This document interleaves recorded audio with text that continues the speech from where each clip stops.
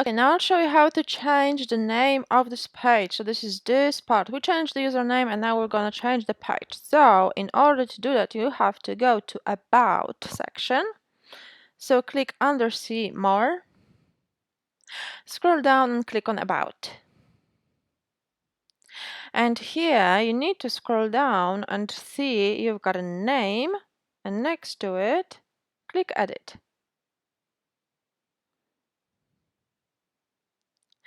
And now simply change the page name. So I'll just use RPC page test and click Continue.